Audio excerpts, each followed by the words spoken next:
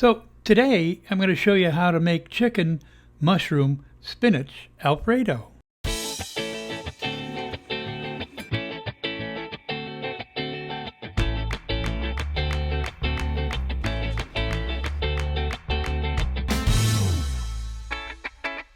And we'll start with a medium-sized skillet over medium-high heat.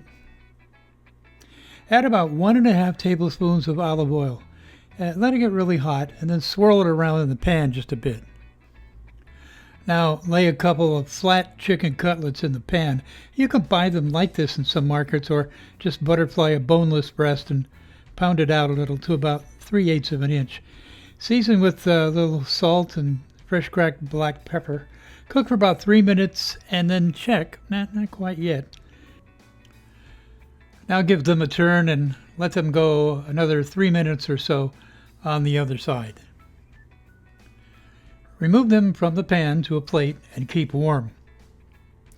Add a little more olive oil to the skillet. Then 4 ounces of cremini mushrooms. Now you can use white mushrooms or your favorite mushrooms. I like to try to get them all kind of laying flat in the pan. Add a little more butter if they're getting too dry. And then season lightly with salt and pepper.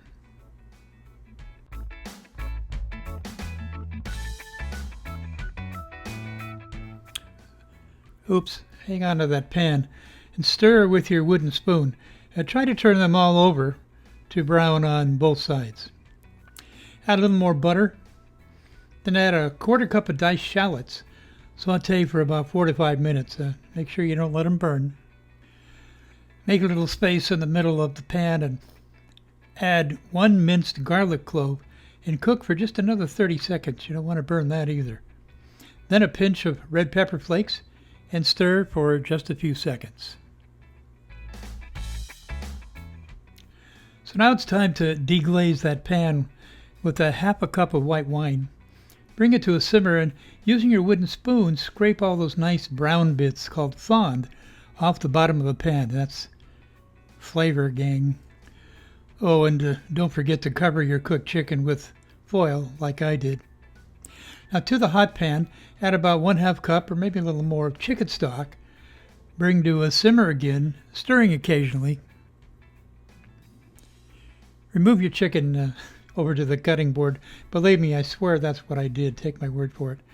Add 1.5 cups of baby spinach and stir it all in so you can get it to just wilt a little bit, maybe for a minute or two.